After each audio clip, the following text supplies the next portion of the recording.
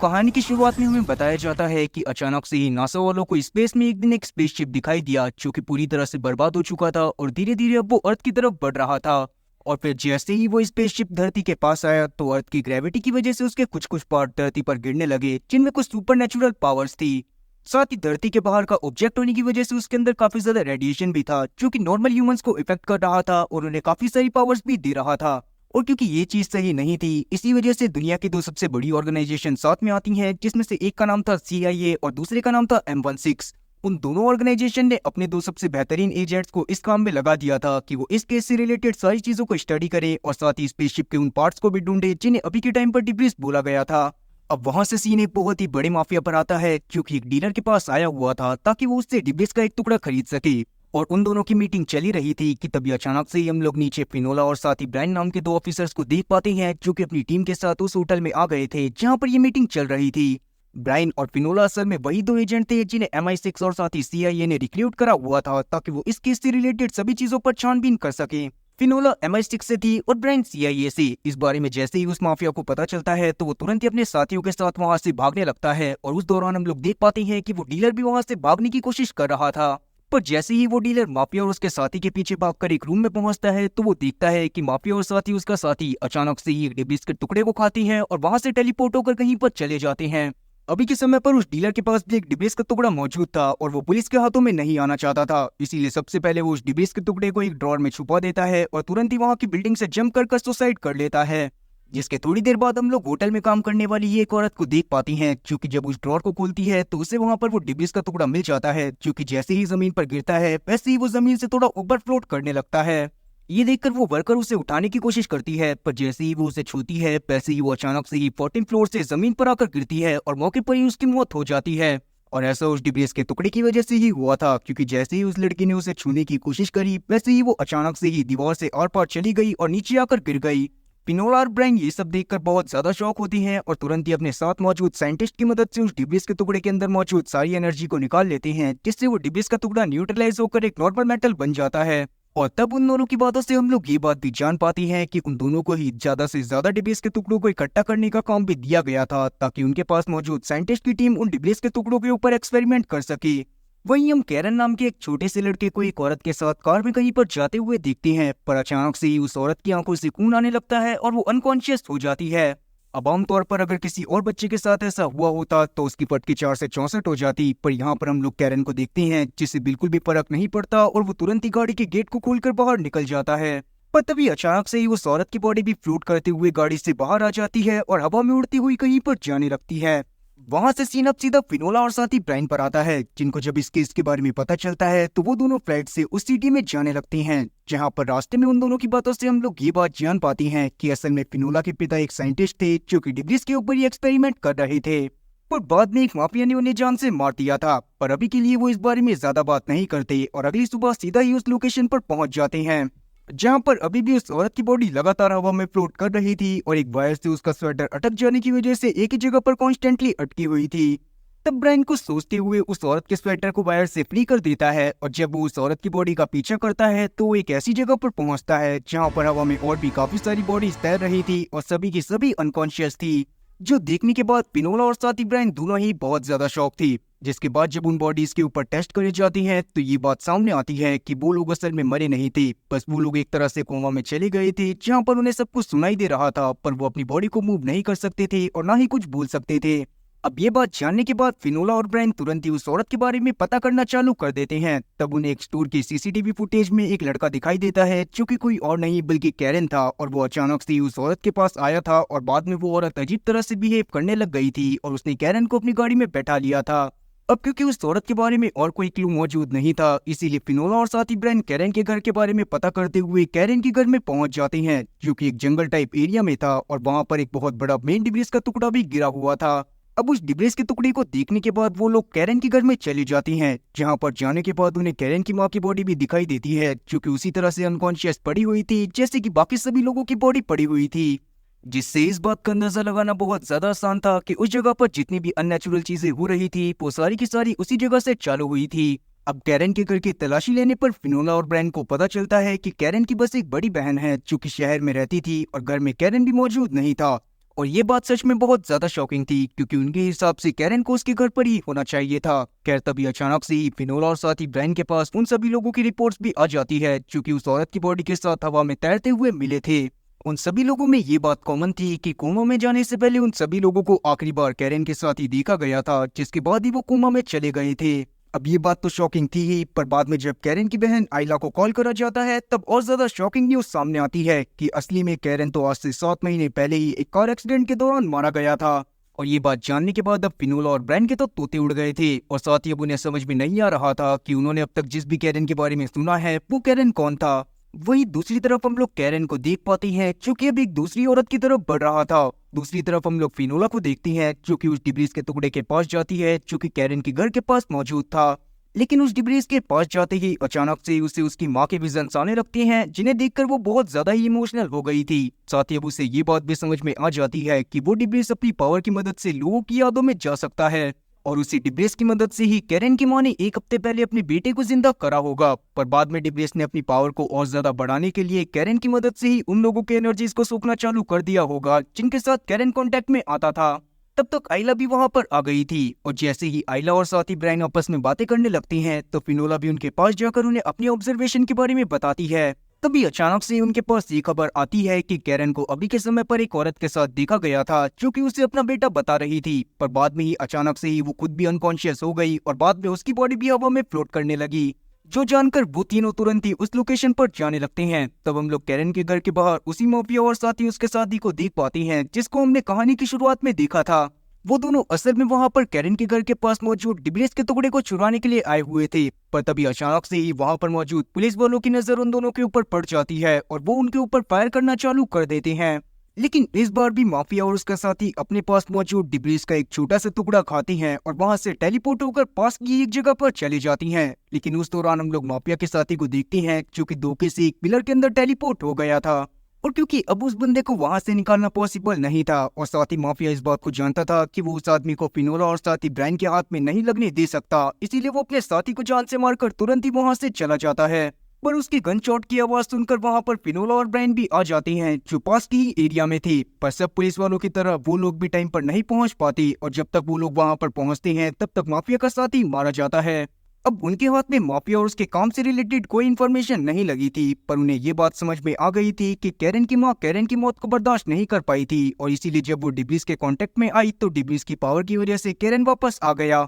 और इसीलिए कैरन जब भी किसी औरत को कंट्रोल करता था तो वो औरत अपने आप ही कैरन को अपना बेटा मानने लगती थी, और इस बात का मतलब साफ था कि ये सब कैरन की माँ की वजह से ही चालू हुआ था और उसकी मदद से ही ये सब बंद करा जा सकता था। तब इस बात को एक्सप्लेन करते हुए फिनोला आइला को समझाती है कि अगर आइला किसी तरह से अपनी माँ को इस बात पर यकीन दिलवाने में सफल हो जाती है कि कैरन अब मर चुका है और वो जिस दुनिया में है वहां पर बहुत ज्यादा खुश है, तो सब कुछ वापस से सही हो जाएगा। तब आइला भी इस चीज को ट्राई करती है और अपनी माँ से इमोशनली बातें करते हुए उन्हें इस बात पर यकीन दिलवा देती है कि कैरन अब जिंदा नहीं है और वो जहाँ पर भी है वो बहुत ज्यादा खुश है। और फिर जैसे ही ऐसा होता है वैसे ही कैरन की माँ समेत बाकी के सारे लोग जो कैरन के कांटेक्ट में आकर अनकॉन्शियसनेस में चले गए थे वो सब उठ जाते हैं, और साथ ही उनकी हालत भी पहले से बहुत ज्यादा बेहतर हो चुकी थी। वहीं दूसरी तरफ हम लोग नकली सस्ते और टिकाऊ कैरन को देखते हैं जो कि अचानक से ही गायब हो जाता है, और अब क्योंकि ये केस सॉल्व हो गया था इसीलिए फिनोला और ब्रायन भी अपनी टीम के साथ जाकर कैरन के घर के पास मौजूद डिब्रीज को न्यूट्रलाइज करते हैं और उसे अपने साथ लेकर चले जाते हैं।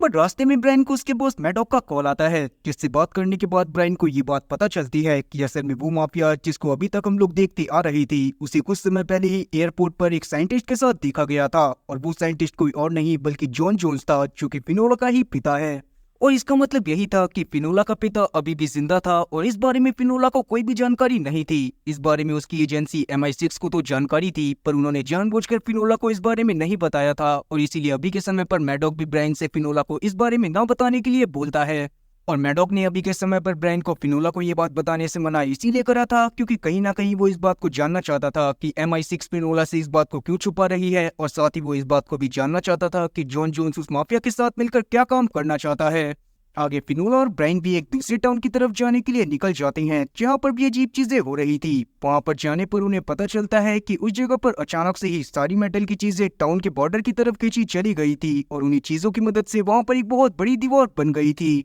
और क्योंकि शहर में मौजूद कोई भी मेटल की चीज कहीं पर भी उड़ सकती थी, इसीलिए सभी सिविलियंस को एक दूसरी टाउन में शिफ्ट कर दिया गया था। पर क्योंकि उस जगह पर कोई मैग्नेटिक फील्ड नहीं थी, साथ ही किसी और चीज का भी सिग्नल नहीं मिल रहा था, इसीलिए ब्रायन और फिनोला समझ जाते हैं कि आसपास कोई डिब्रिस जरूर होगा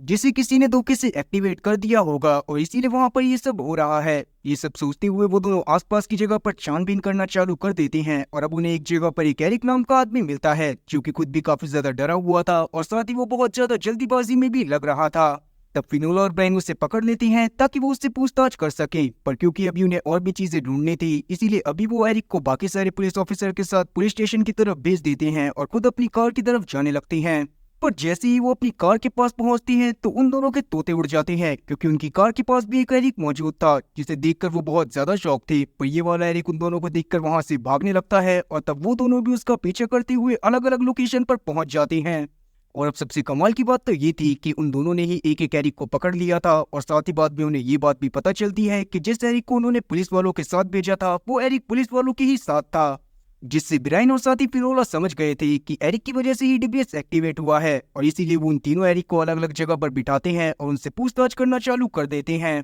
पर उस दौरान दो एरिक जो बहुत ज्यादा घायल थे वो इंटेरोगेशन के दौरान ही मारे जाते हैं, और सिर्फ एक एरिक ही जिंदा बचता है, जिससे बात करने के बाद उन्हें ये बात पता चलती है कि एरिक का हाल में ही ब्रेकअप हुआ था और उसकी गर्लफ्रेंड शहर को छोड़कर जा रही थी। और वो जल्दीबाजी में भी इसी वजह से था क्योंकि वो अपनी गर्लफ्रेंड को शहर से बाहर निकलने से रोकना चाहता था। अब इस बात को जानने के बाद फिनोला और साथी ब्रायन को सोचने लगती हैं, पर अभी वो उसकी गर्लफ्रेंड के बारे में ज्यादा ना सोचते हुए तुरंत ही उससे उसके घर का एड्रेस लेते हैं और उसके घर में जाकर छानबीन करना चालू कर देते हैं। एरिक के घर में एरिक एक डिब्रिस को लेकर आ गया था जो कि एक्टिवेट था और उसके बेसमेंट पे रखा हुआ था, और इसी वजह से वहां पर बहुत ज्यादा रेडिएशन फैला हुआ था। और ये सब देखने के बाद ब्रायन और साथी फिनोला अंदर सेफ्टी सूट पहनकर जाते हैं, जहां पर बेसमेंट में जाने पर उन दोनों को वहां पर डिब्रिस का टुकड़ा भी मिल जाता है। पर जैसे ही ब्रायन वहां पर डिब्रिस के कांटेक्ट में आता है, वैसे ही वहां पर ब्रायन का भी एक क्लोन बन गया था, जिसे देखकर ब्रायन बहुत ज्यादा शॉक होता है।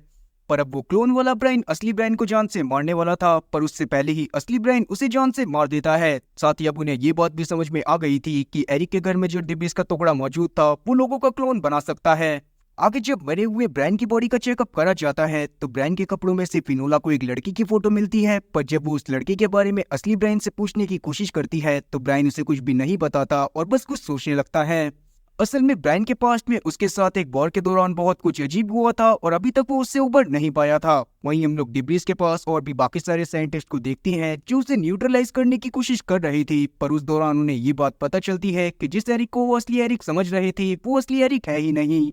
और ये बात उन्हें इसी वजह से समझ में आई थी क्योंकि असली एरिक का खून वहां पर पड़ा हुआ था जो कि गैराज की तरफ जा रहा था। इसका मतलब यही था कि वहां से जाने से पहले एरिक खून में लथपथ था और वो गैराज की तरफ भागता हुआ गया था, और इसीलिए अब ब्रायन और साथी फिनोला असली एरिक को ढूंढने में लग जाते हैं। तब उन्हें ये बात समझने में देर नहीं लगती कि एरिक अगर खून में लथपथ गैराज की तरफ गया था तो वो जरूर ही अपनी कार में बैठा होगा, और क्योंकि कार भी मेटल्स की होती थी इसीलिए वो टाउन के बॉर्डर पर ही मौजूद हो सकती थी। और इसीलिए वो दोनों सीधा उस जगह पर पहुंच जाती हैं जहां पर वो दीवार मौजूद थी जहां पर सारी की सारी मेटल्स की चीजें इकट्ठी हो गई थी। वहां पर उन्हें कुछ ही समय में एरिक की कार भी मिल जाती है, पर जैसे ही वो दोनों उस कार के पास जाने की कोशिश करती हैं तभी अचानक से ही डिब्रिस में कुछ हलचल होना चालू हो जाती है। और ऐसा इसीलिए हो रहा था क्योंकि डिब्रिस का टुकड़ा इस बात को समझ गया था कि असली एरिक के पास कुछ लोग पहुंच गए हैं जो कि उसकी मदद से डिब्रिस की पावर को न्यूट्रलाइज करना चाहती हैं, और इसीलिए ही डिब्रिस का टुकड़ा अपने अंदर से कुछ वेव्स को जनरेट करने लगता है जिससे पूरे शहर पर इफेक्ट पड़ रहा था। वहीं हम लोग ब्रायन को देखती हैं जो कि एरिक की कार में जाकर उसे उठाने की कोशिश करता है, तभी अचानक से ही वेव्स की वजह से उसे एरिक को उठाने में बहुत ज्यादा मुश्किल होने लगती है, और अब एरिक की कार भी धीरे धीरे बड़ी लोहे की चीजों के नीचे आकर दबने लगती है, जिससे ब्रायन और एरिक मौके पर ही मरने वाले थे। पर हमें ये इंटरेस्टिंग सीन देखने को नहीं मिलता क्योंकि वक्त रहते साइंटिस्ट डिब्रिस की पावर को किसी तरह से कम करने में कामयाब हो जाते हैं, जिससे वेव्स रुक जाती हैं, और अब एरिक भी होश में आ गया था। तब एरिक की बातों से हम लोग जान पाते हैं कि जब उसके पास डिब्रिस गिरा था तब वो अपनी गर्लफ्रेंड को कॉल करने की कोशिश कर रहा था, और इसका रीजन हमें एरिक के क्लोन ने बता ही दिया था कि एरिक का हाल में ही ब्रेकअप हुआ था और वो अपनी गर्लफ्रेंड को कॉल इसी वजह से कर रहा था ताकि वो उसे शहर से बाहर जाने से रोक सके। और क्योंकि डिब्रिस भी ह्यूमन इमोशंस को समझकर अपने आसपास मौजूद लोगों को पावर दिया करता था, इसीलिए एरिक के साथ कांटेक्ट में आने के बाद उसने एरिक को भी क्लोन बनाने की पावर दे दी थी, और एरिक के वही क्लोन एरिक की गर्लफ्रेंड को अलग अलग रास्ते से जाकर रोकने वाले थे। पर तब तक एरिक की गर्लफ्रेंड भी शहर से बाहर निकलने वाली थी, और इसीलिए ही डिब्रिस ने सभी मेटल की चीजों से टाउन के बाहर बॉर्डर बना दिया था ताकि वो वहां से बाहर ना निकल पाए। तब सब कुछ नॉर्मल करने के लिए ब्रायन एरिक से उसकी गर्लफ्रेंड को कॉल करके वापस आने को कहता है और जैसे ही एरिक ऐसा करता है वैसे ही वहाँ पर सब कुछ नॉर्मल हो जाता है। साथ ही हम लोग साइंटिस्ट की टीम को भी देख पाते हैं जो कि डिब्रेस को भी न्यूट्रलाइज कर अपने साथ लेकर चली गई थी। अब तक उन्हें ये बात तो समझ में आ गई थी कि अलग अलग डिब्रेस के अंदर अलग अलग पावर्स हैं और साथ ही डिब्रेस ह्यूमन इमोशन को समझकर ह्यूमंस को भी पावर दे सकता है। पर डिब्रेस ऐसा ह्यूमन की भलाई करने के लिए नहीं करता था, बल्कि वो ऐसा इसी वजह से करता था ताकि वो ह्यूमंस की मदद से अपने अंदर भी एनर्जी को जमा कर पाए। वहीं हम लोग मैडॉक को देखते हैं जो कि M16 के ऑफिसर और फिनोला की बॉस प्रिया से जाकर मिलता है, जिससे बात करके उसे पता चलता है कि वो माफिया जो डिब्रेस चुराना चाहता था वो असल में इन्फ्लिक्स ग्रुप का हेड है। इन्फ्लिक्स ग्रुप असल में एक टेररिस्ट ग्रुप था जो कि दुनिया की हर जगह से डिब्रेस के टुकड़ों को हासिल करने की कोशिश कर रहा था ताकि वो उस पर एक्सपेरिमेंट करके डिब्रेस के टुकड़ों को अपने हिसाब से यूज कर पाए। साथ ही उसी समय पर यह बात भी सामने आती है कि जॉन जोन्स यानी कि फिनोला का पिता मैडॉक की टीम में ही काम करा करता था। पर जॉन की मौत के बाद जॉन के सारे प्रोजेक्ट रुक गए। अब क्योंकि प्रिया ने मैडॉक को जॉन के जिंदा होने के बारे में जानबूझकर कुछ भी नहीं बताया था, इसीलिए मैडॉक वहां से निकलने के बाद अपने साथियों की मदद से जॉन की ग्रेव को खुदवाकर वहां पर से जॉन की बॉडी को मंगवा लेता है। और उसने ऐसा इसीलिए करा था ताकि वो जान पाए कि जॉन असल में मरा था या फिर उसने बस घोस्ट होने का नाटक करा था। वहीं हम लोग फिनोला और साथ ही ब्रायन को देखते हैं जिन्हें डिब्रेस से रिलेटेड एक और केस के बारे में पता चलता है, जहाँ पर जब वो लोग जाते हैं तो वो एक औरत से बातें करने लगते हैं। तब उस औरत से बात करके उन्हें ये बात पता चलती है कि उस औरत ने ही पास में मौजूद एक मैदान में एक रेक्टेंगल बॉल को देखा था जो कि ब्लर थी और उसके अंदर एक लड़की कैद थी जो कि बाहर आने के लिए मदद मांग रही थी। पर जैसे ही वो औरत उस लड़की की मदद करने के लिए रेक्टेंगल बॉल के पास गई, वैसे ही वो रेक्टेंगल बॉल अचानक से वहां से गायब हो गई। अब फिनोला और ब्रायन को लग रहा था कि हर बार के केस की तरह ये केस भी डिब्रेस से ही रिलेटेड होगा, पर जब वो आसपास के एरिया में डिब्रेस को ढूंढने की कोशिश करते हैं तो वहाँ पर उन्हें कोई भी डिब्रेस का टुकड़ा दिखाई नहीं देता। पर कहीं ना कहीं वो इस बात के लिए श्योर थी कि ये सब डिब्रेस की वजह से ही हो रहा होगा और इसीलिए रात के समय में वो अपने सारे के सारे इक्विपमेंट वहीं पर ही मंगा लेती हैं और रात में उस रेडिएशन को ढूंढने लगती हैं जो कि डिब्रेस में से निकला करता था। और उसी दौरान रेडियो फ्रीक्वेंसी को सेट करते हुए अचानक से ही फिनोला को एक फ्रीक्वेंसी पर एक लड़की की आवाज सुनाई देती है जो उससे मदद मांग रही थी। फिर बाद में जब फिनोला बाहर जाकर देखती है तो बाहर वापस से वो रेक्टेंगुलर बॉल अपीयर हो गई थी और उसमें से वो लड़की मदद मांग रही थी। लेकिन इस बार उस लड़की के साथ फिनोला को उस रेक्टेंगुलर वॉल के अंदर और भी लोग नजर आ रहे थे। पर जब वो उन लोगों के बारे में उस लड़की से पूछती है तो उसे पता चलता है कि उस लड़की के हिसाब से उसके आसपास कोई और नहीं था बल्कि एक वॉल ही थी जिससे वो सब कुछ देख पा रही थी। और इस बात का मतलब यही था कि वो सभी लोग अलग अलग डायमेंशन में फंसे हुए थे और इस बार उनका पाला एक ऐसे डिब्रेस से पड़ा था जो कि अलग अलग डायमेंशन के पोर्टल्स को ओपन करने की ताकत रखता था। तब वो लड़की अपना नाम निकोल हेडमैन बताती है, पर बाद में फिनोला उससे कुछ और पूछ ही पाती कि अचानक से ही वो बॉल वहां से गायब हो जाती है, जिसके साथ ही वो लड़की वापस से वहां से गायब हो गई थी। फिर बाद में जब ब्रायन और साथी फिनोला निकोल के बारे में पता करती हैं तो उन्हें ये बात पता चलती है कि वो 2019 में एक जगह से गायब हो गई थी। और ये बात और ज्यादा शॉकिंग थी क्योंकि अभी के समय पर 2022 था और बस 6 महीने पहले ही डिब्रेस अर्थ पर गिरना चालू हुए थे, तो निकोल 3 साल पहले उससे कैसे अफेक्ट हो सकती थी। खैर आगे हम लोग मैडॉक को देखते हैं जो एक आदमी से जाकर मिलता है जो कि असल में एक रशियन डीलर था और वहाँ पर हम लोग मैडॉक की बातों से जान पाती हैं कि असल में मैडॉक खुद भी डिब्रेस को ब्लैक मार्केट के लोगों को सेल कर रहा था और इसका रीजन पैसा ही था। मतलब ये भी हरामी निकला। खैर जिस समय पर मैडॉक यहाँ पर ये भीड़ी हरकतें कर रहा था वहीं हम लोग एट द सेम टाइम फिनोला और साथ ही ब्रायन को देख पाती है जो कि अपने दिमाग के घोड़ों को दौड़ा रहे थे ताकि उन्हें ये बात समझ में आ जाए कि निकोल उस बॉल के अंदर कैसे गई। तभी अचानक से फिनोला को कुछ याद आता है और वो अपने पिता जॉन की बातों को याद करते हुए बताती है कि उसके पिता के हिसाब से यूनिवर्स में इस डायमेंशन के अलावा भी और भी काफी सारे डायमेंशन मौजूद थे जिसमें जाने का रास्ता अर्थ के ही कुछ पॉइंट पर मौजूद था। और हो सकता था कि किसी वजह से 3 साल पहले एक पर्टिकुलर टाइम पर एक पर्टिकुलर पॉइंट पर आ जाने की वजह से निकोल गायब हो गई हो और बाद में डिब्रेस की पावर की वजह से वो अब विजिबल हो रही हो। और अब यही सब सोचते हुए वो दोनों जॉन की उस वीडियो को देखने लगते हैं जिसमें वो एक थ्योरी के साथ उन लोकेशंस के बारे में भी बता रहा था जहाँ पर वो पर्टिकुलर पॉइंट्स मौजूद हो सकते थे। और तब उन्हें ये बात भी पता चलती है कि उसी सेम जगह जहाँ पर से निकोल गायब हुई थी वहाँ पर भी एक टाइम मौजूद था। और ये बात जानने के बाद वो दोनों इस बात पर श्योर हो जाती हैं कि जॉन की थ्योरी बिल्कुल सही थी। और जब वो उन पॉइंट्स के बारे में और ज्यादा पढ़ते हैं तो उन्हें ये बात भी पता चलती है कि उन्हीं पॉइंट्स पर काफी सारे लोग अलग अलग टाइम पर और भी काफी बार गायब हुए थे और साथ ही निकोल के साथ जो लोग उन्हें दिख रही थी वो शायद वही थे, पर अलग अलग टाइम से गायब होने की वजह से निकोल उन्हें नहीं देख पा रही थी। अब ये सब पता चलने के बाद फिनोला निकोल के बारे में सोचने लगती है। तब उसे याद आता है कि निकोल ने उसे बताया था कि निकोल लगातार उन्हें देख पा रही थी और अब क्योंकि उन लोगों को निकोल और साथ ही बाकी सभी लोगों को बाहर निकालना था इसीलिए वो कुछ सोचने लगते हैं। फिर थोड़ा और स्टडी करने पर उन्हें ये बात पता चलती है कि निकोल के बहुत ज्यादा इमोशनल होने पर वहाँ पर वो वॉल अपीयर हुआ करती थी, और इसीलिए ये बात जानने के बाद वो तुरंत ही वहाँ पर निकोल के डैड को बुला लेती है, क्योंकि निकोल तो उन्हें लगातार देख ही पा रही थी और अपने डैड को देखने के बाद वो सबसे ज्यादा इमोशनल हो जाती। फिर जैसे ही वहाँ पर निकोल के पिता आते हैं वैसे ही वहाँ पर वो पोर्टल वापस से चालू हो जाता है, और तब हम लोग निकोल की बातों से जान पाती हैं कि असल में उसके हिसाब से वो जहाँ फंसी हुई थी वहाँ पर वो कुछ घंटों से ही थी। पर अगर अर्थ के टाइम के हिसाब से देखा जाए तो वहाँ पर 3 साल बीत चुके थे। इसका मतलब यही था कि निकोल जहाँ पर थी वहाँ पर टाइम बहुत ज्यादा स्लो चल रहा था। अब निकोल वहाँ पर और भी चीजें बताना चाहती थी, पर तभी वहाँ पर अचानक से वो पोर्टल बंद हो जाता है, जो देखकर अब फिनोला और ब्रायन को वहाँ पर मौजूद साइंटिस्ट बताता है कि उन्हें जल्दी से जल्दी उस डिवाइस के टुकड़े को ढूंढना पड़ेगा जिससे उस पोर्टल को एनर्जी मिल रही थी, क्योंकि अगर उन्हें निकोल और साथ ही बाकी सारे लोगों को बाहर निकालना था तो उन्हें उसी टुकड़े की जरूरत पड़ने वाली थी, और अगर वो उस टुकड़े को नहीं ढूंढ पाती तो निकोल को निकालना बिल्कुल नामुमकिन था। अब ये बात जानने के बाद फिनोला और ब्रायन वापस से उस डिब्लिस के टुकड़े को आसपास के एरिया में ढूंढना चालू कर देती हैं, मगर इस बार भी उन्हें वो डिब्लिस का टुकड़ा आसपास कहीं पर भी नहीं मिलता। अब इस बात से वो दोनों काफी ज्यादा परेशान हो गए थे कि तभी अचानक से उन्हें वापस से जॉन की थ्योरी के बारे में याद आता है, और तब ब्रायन और फिनोला डिसाइड करती हैं कि वो वहां पर मौजूद डायमेंशनल पॉइंट से सबसे पास वाले दूसरे डायमेंशनल पॉइंट पर जाकर चेक करेंगे ताकि उन्हें वहां पर डिब्लिस मिल जाए,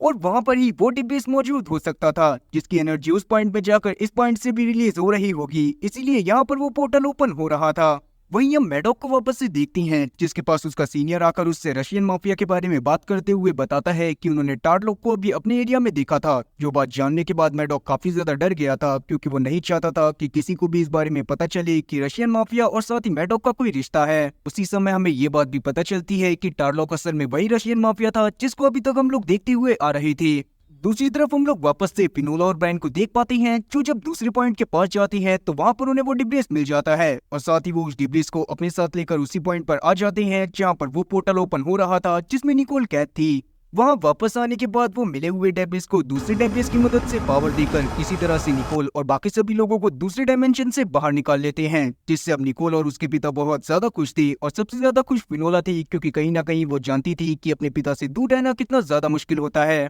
आगे हम लोग वापस से मैडॉक को देखते हैं जो उस लैब में मौजूद था जहाँ पर गवर्नमेंट डिब्रीज के ऊपर एक्सपेरिमेंट कर रही थी। वहाँ पर एक ऐसा डिब्रीज भी था जिसमें अगर एक पोर्टल से कुछ डाला जाता था तो वो दूसरे पोर्टल से बाहर निकलता था।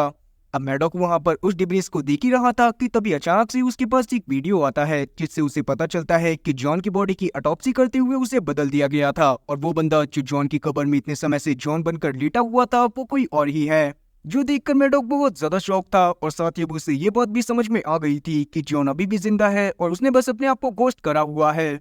वहीं अगले दिन हम लोग एक फार्मर को देखते हैं जिसकी फील्ड में अचानक से बारिश होने लग गई थी, पर जब वो फील्ड के बाहर देखता है तो उसकी फील्ड के बाहर कोई भी बारिश की बूंद नहीं टपक रही थी, जो देखकर वो काफी ज्यादा शौक था। फिर जैसे ही वो अपनी फील्ड से बाहर जाता है तभी अचानक से ही दम घुटने से उसकी मौत हो जाती है, और ये काफी ज्यादा अजीब था। थोड़ी देर में वहाँ पर ब्रायन और साथी फिनोला भी आ जाती हैं जो वहाँ पर प्रोटेक्टिव सूट्स पहनकर आए थे, क्योंकि वहाँ की एयर बहुत ज्यादा पॉइजनस हो गई थी। अब वहाँ पर उन्हें ये बात भी पता चलती है कि उस फार्मर के अलावा 3 लोगों की मौत और हो चुकी है, जो कि अचानक से उस फील्ड से बाहर आ गए थे। उस फील्ड के पास एक फार्म हाउस भी मौजूद था, और अभी के समय पर सिर्फ वो लोग जिंदा थे जो उस फार्म हाउस के अंदर मौजूद थे, और उसी जगह पर बारिश भी हो रही थी। पर अगर उनमें से कोई भी इंसान उस बारिश के बाहर आ जाता तो वो लोग भी उसी तरह से मारे जाते जैसे कि वो फार्मर और साथ ही बाकी 3 लोग मारे गए थे। अब ये सारी बातें जानने के बाद ब्रायन और फिनोला सबसे पहले तो फील्ड में चले जाती हैं, जहाँ पर जाने के बाद उन्हें पता चलता है कि फील्ड के अंदर कुछ अजीब से एलियन पौधे उग गए थे, जिनको देखने के बाद वो दोनों काफी ज्यादा शॉक होती हैं, और फिनोला उनका सैंपल लेने के बाद ब्रायन के साथ तुरंत ही उस फार्म हाउस के अंदर चली जाती है।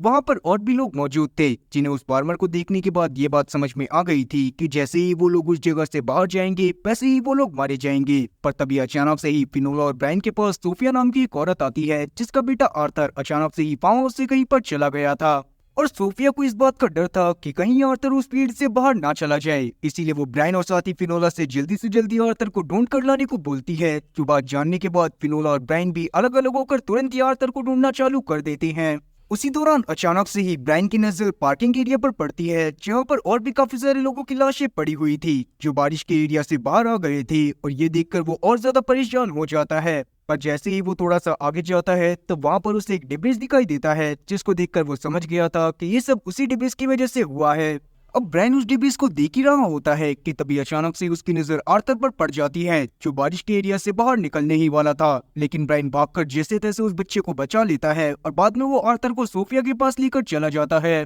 फार्म हाउस में जितने भी लोग मौजूद थे वो इस बात को जानते थे कि अगर वो बाहर जाएंगे तो मारे जाएंगे, लेकिन उसके बाद भी वो लोग अपने घर में जाना चाहती थी। लेकिन अभी ब्रायन और फिनोला उन्हें बाहर जाने से रोक देती हैं और वहीं हम लोग वापस से मैडॉक को देख पाती हैं। मैडॉक अभी के समय पर अपने बेटे के साथ खेल रहा था। उसका बेटा बड़ा तो था पर वो मेंटली अनस्टेबल था। इसी वजह से मैडॉक और उसकी बीवी के बीच में काफी ज्यादा कन्फ्लिक्ट होते रहते थे और वो दोनों एक दूसरे से सही से बात नहीं करते थे। तभी अचानक से मैडॉक की वाइफ के फोन पर किसी आदमी का कॉल आता है, लेकिन जैसे ही मैडॉक उसके फोन को पिक करके बात करने की कोशिश करता है तभी दूसरी तरफ से कोई भी आवाज नहीं आती और उतने में ही वहाँ पर मैडॉक की वाइफ जल्दी से आकर मैडॉक से अपना फोन लेती है और वहाँ से चली जाती है। वहीं हम फिनोला को देखते हैं जो जब फार्म हाउस से बाहर आती है तब अचानक से वहां पर उसकी मुलाकात इरफान नाम के एक आदमी से होती है, जो कि असल में सोफिया का पति और साथ ही आर्थर का पापा था। जब से इरफान को इस बात का पता चला था कि सोफिया और आर्थर फार्म हाउस में ही फंसे हुए हैं, तब से वो बस अंदर जाना चाहता था। पर फिनोला भी उसे रोकते हुए समझाती है कि अंदर बिना प्रोटेक्शन के जाना बिल्कुल भी सेफ नहीं है और वो जल्दी ही सोफिया और आर्थर को बाहर लेकर आ जाएगी।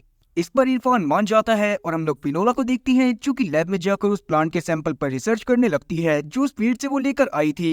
और तब उसके सामने बहुत ज्यादा शॉकिंग चीज आती है, क्योंकि वो प्लांट असल में ऑक्सीजन की जगह क्लोरीन प्रोड्यूस कर रहा था। और फिर जब वो थोड़ा सा और पता करती है तो फिनोला को समझ में आता है कि ये सब डिब्रीज की वजह से हुआ है। वो डिब्रीज असल में उस एरिया में मौजूद सभी पेड़ पौधों को इन्फेक्ट करके उनसे क्लोरीन प्रोड्यूस करवा रहा था, ताकि जो एटमॉस्फेयर डिब्रीज बनाने वाले लोगों के प्लेनेट पर है वैसा ही सेम एटमॉस्फेयर अर्थ पर भी आ जाए। साथ ही अब उसे ये बात भी समझ में आ गई थी कि वो फार्मर असल में पेड़ से बाहर आने की वजह से नहीं बल्कि ऑक्सीजन में आ जाने की वजह से मरा था, क्योंकि उस डिब्रीज के गिरने की वजह से उस एरिया में मौजूद पेड़ पौधे ही नहीं बल्कि वो सारे के सारे लोग भी इन्फेक्ट हो गए थे जो कि उस एरिया में मौजूद थे। इसीलिए अब उन्हें जीने के लिए ऑक्सीजन नहीं बल्कि क्लोरीन की जरूरत थी। अब क्योंकि डिब्रीज की वजह से आसपास के वो एरिया जो अभी तक इन्फेक्टेड नहीं थे वो भी इन्फेक्ट हो रहे थे, इसीलिए ऊपर से ऑर्डर आते हैं कि डिब्रीज को उसकी लोकेशन से हटा दिया जाए। लेकिन फिनोला इस बात को समझ गई थी कि अगर डिब्रीज को वहां से हटा दिया गया तो वहां पर क्लोरीन बनना बंद हो जाएगा और इसीलिए वहां पर मौजूद सभी लोग मारे जाएंगे। इसीलिए वो अपने सीनियर से अभी थोड़ा सा समय और मांगती है ताकि वो एक एंटीट्यूड बनाकर उन सब लोगों को वापस से नॉर्मल और सही कर पाए। लेकिन ये बात ब्रायन को बहुत ज्यादा बेकार लगती है, क्योंकि उसके हिसाब से अब ये पॉसिबल नहीं था कि उन सभी लोगों को वापस से पहले जैसा करा जा सके। और अगर फिनोला उस एंटीट्यूड को बनाने में कामयाब नहीं हो पाती तो आसपास के सभी लोग भी मारे जाते। इसीलिए वहां पर ब्रायन फिनोला को समझाने की कोशिश करता है कि शायद उन्हें उन्हीं लोगों को मरने देना चाहिए जो कि अभी के टाइम पर फार्म हाउस में थे। पर फिनोला उसकी बात को नहीं सुनती और वहां पर वो सबको बचाना चाहती थी और इसीलिए वो अभी के समय पर ब्रायन से बात ना करते हुए एंटीट्यूड बनाने में लग जाती है। लेकिन कुछ समय बाद उसको भी समझ में आ जाता है कि सच में ये सब पॉसिबल नहीं है, जिससे वो भी काफी ज्यादा परेशान हो गई थी। मगर तभी उसके दिमाग में अचानक से एक आइडिया आता है और वो मैडॉक को कॉल कर एक डिब्रीज के टुकड़े को मंगवाती है। अब उस डिब्रीज के टुकड़े में असल में हीलिंग एबिलिटी थी और अभी के लिए गवर्नमेंट उसको कैंसर के लिए यूज कर रही थी, जिससे लोगों को फायदा भी हो रहा था। ब्रायन को इस सब के ऊपर भरोसा नहीं था, इसीलिए वो फिनोला पर और ज्यादा गुस्सा करने लगता है, लेकिन फिर भी फिनोला उसकी बात को नहीं सुनती। तभी अचानक से फिनोला के पास प्रिया का कॉल आता है जो उससे बातें करती हुई उसे बता देती है कि उसके पिता अभी भी जिंदा हैं। जो बात जानने के बाद फिनोला बहुत ज्यादा शॉक थी और साथ ही उसे इस सब पर भरोसा नहीं हो रहा था। पर तब प्रिया सबूत के तौर पर उसको वो वीडियो दिखाती है जिसमें उसके पिता को रशियन माफिया टार्लोक के गुंडों के साथ देखा गया था। साथ ही प्रिया उसको ये बात भी बता देती है कि ब्रायन को इस बारे में पता था, मगर उसने इस बारे में जानबूझकर फिनोला को नहीं बताया। जो बात सुनने के बाद फिनोला को बहुत ज्यादा गुस्सा आता है और साथ ही अब उसका ब्रायन के ऊपर से बिल्कुल विश्वास उठ गया था। वो इस बारे में ब्रायन से बात करना चाहती थी, लेकिन प्रिया उसे ऐसा कुछ भी करने से अभी मना कर देती है, क्योंकि वो जानती थी कि अभी के समय पर अमेरिका की गवर्नमेंट उनसे काफी सारी चीजें छुपा रही है और सिर्फ ब्रायन ही ऐसा था जिनकी मदद से वो इस प्रोजेक्ट के बारे में और भी सारी डिटेल्स हासिल कर सकते थे। इस पर फिनोला ना चाहते हुए भी मान जाती है, क्योंकि कहीं ना कहीं ये प्रोजेक्ट भी उसके लिए काफी ज्यादा इम्पोर्टेंट था। पर क्योंकि फिनोला को अभी भी बिल्कुल भी अच्छा नहीं लग रहा था और अब वो नहीं चाहती थी कि कोई और बच्चा अपने पिता से दूर रहे, इसीलिए वो इरफान को भी उसके बच्चे यानी कि आर्थर और साथ ही सोफिया के पास जाने की परमिशन दे देती है। और अब इरफान भी सोफिया और आर्थर के पास चला जाता है, जिसके अगले दिन हम लोग देखते हैं कि जब ब्रायन को इस बारे में पता चलता है कि सोफिया के पास इरफान बिना प्रोटेक्शन सूट के गया है तो वो फिनोला के ऊपर और ज्यादा गुस्सा करने लगता है। लेकिन फिनोला उसकी बात को किसी भी तरह से नहीं सुनना चाहती थी और साथ ही वो उससे सही से बात भी नहीं करती। पर उतने में ही वहाँ पर डेब्रिस का वो टुकड़ा आ जाता है जो फिनोला ने मंगवाया था। जिसको जब वो लोग अंदर लेकर जाते हैं तो किस्मत से फिनोला का प्लान वर्क कर जाता है और जैसे ही वो उस डिब्रीज को एक्टिवेट करते हैं तभी सारे लोग वापस से नॉर्मल हो जाती हैं, जिससे फिनोला और ज्यादा खुश हो गई थी। तब वो खुशी से फार्म हाउस से बाहर आ जाती है जहाँ पर उसे ब्रायन मिलता है। तब ब्रायन उससे माफी मांगना चाहता था, पर वहाँ पर फिनोला को अभी भी ब्रायन के उसके पिता की बात को छुपाने की वजह से गुस्सा आ रहा था, इसीलिए वो ब्रायन से सही से बात नहीं करती और वहाँ से चली जाती है। ब्रायन को लग रहा था कि शायद ब्रायन के बिहेवियर की वजह से वहाँ पर फिनोला उससे गुस्सा है, पर बात तो कुछ और ही थी। अब इसके बारे में हमें आगे जानने को मिलेगा कि फिनोला ब्रायन से सही से बात करेगी या फिर नहीं। साथ ही जब ब्रायन को इस बारे में पता चलेगा कि फिनोला को उसके पिता के बारे में पता चल गया है तो वो कैसे रिएक्ट करेगा और वो फिनोला से कैसे माफी मांगेगा, इसके बारे में हमें आगे जानने के लिए मिलेगा। साथ ही इस सीरीज के अगले पार्ट में हमें ये बात भी जानने को मिलेगी कि टारलॉक ने फिनोला के पिता को क्यों पकड़ा हुआ है और अगर फिनोला के पिता सच में मर गए थे तो उनको जिंदा कैसे करा गया। तो उम्मीद है कि एक्सप्लेनेशन अच्छी लगी होगी। अगर एक्सप्लेनेशन अच्छी लगी हो तो चैनल को सब्सक्राइब करना और बेल नोटिफिकेशन को ऑल पर सेलेक्ट करना और वीडियो को भी लाइक करना। मैं ऐसी और मजेदार एक्सप्लेनेशन वीडियोस लाता रहूंगा। खैर तब तक के लिए टाटा और गुड बाय।